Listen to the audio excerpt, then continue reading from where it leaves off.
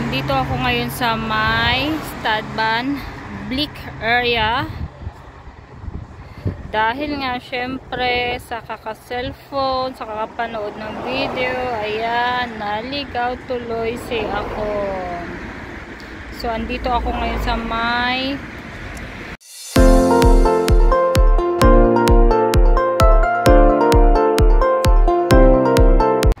dahil nga syempre sa kaka-cellphone, sa kakapanood ng video, ayan, naligaw tuloy si ako.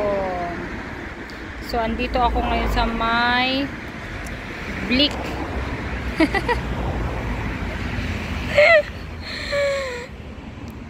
Hindi ko natingnan yung aking hindi ko natingnan yung aking train, kaya napadpad ako dito sa may Blick. Kaya balik ako ngayon sa may Bad Cannstatt. Oh, wow, wow, wow, wow, wow, wow. Balik naman tayo ngayon.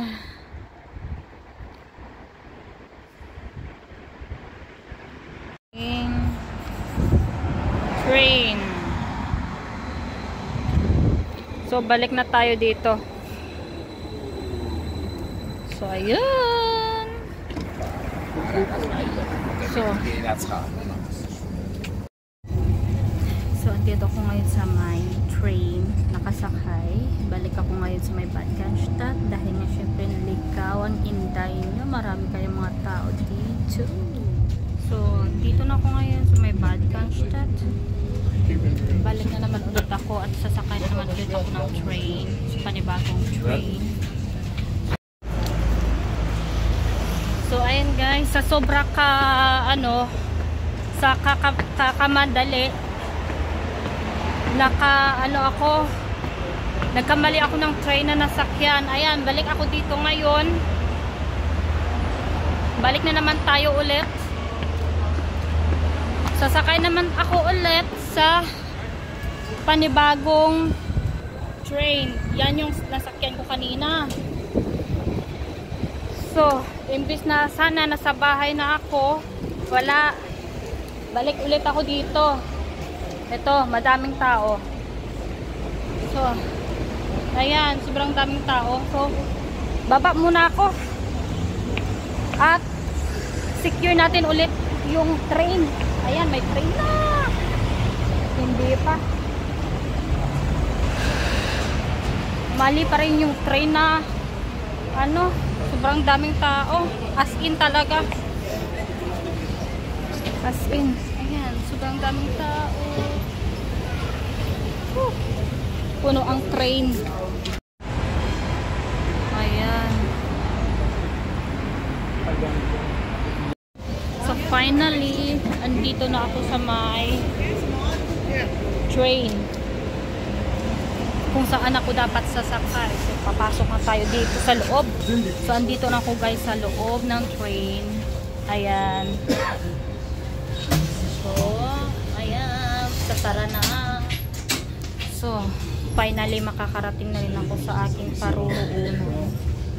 Kasi sa unang sakay ko talaga as in naligaw talaga ako kanina as in. So hello guys, andito na ako ngayon sa aking area malapit sa bahay. So my nigote.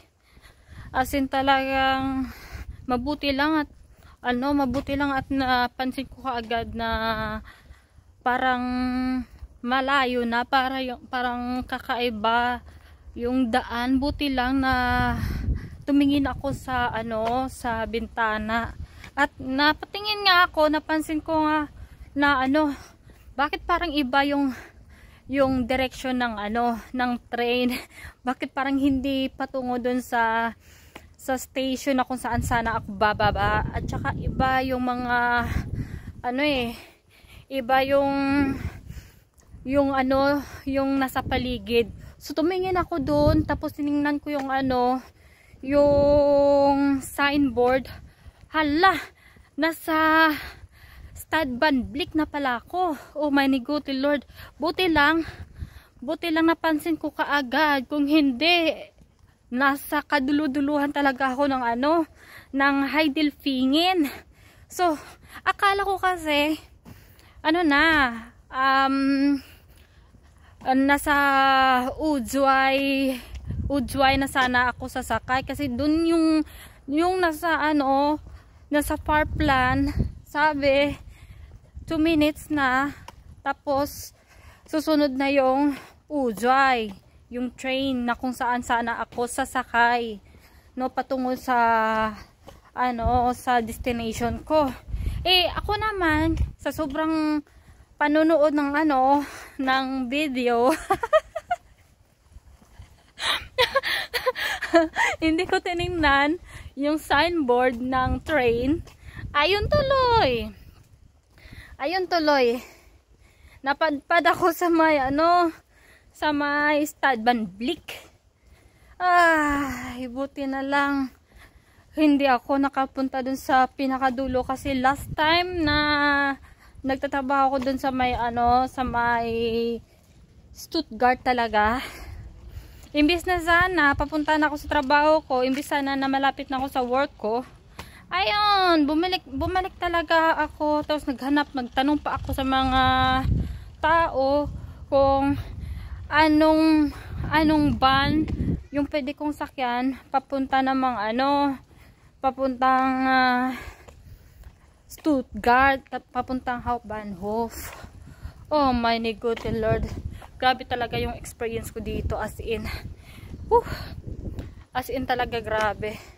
So yan yung mga experience ko na ayun, pag sasakay kayo tingnan nyo yung signboard, baka kasi matulad kayo sa akin, maligaw, ayan, wala na, maliligaw talaga kayo, as in.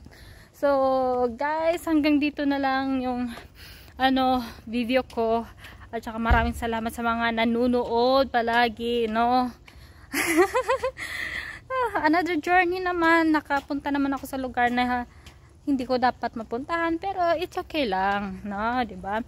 So maraming salamat, at huwag kalimutan mag-iwan ng likes dyan. Tapos na rin, subscribe na rin, ayun. So maraming salamat, see you sa susunod naman na videos natin. So bye bye.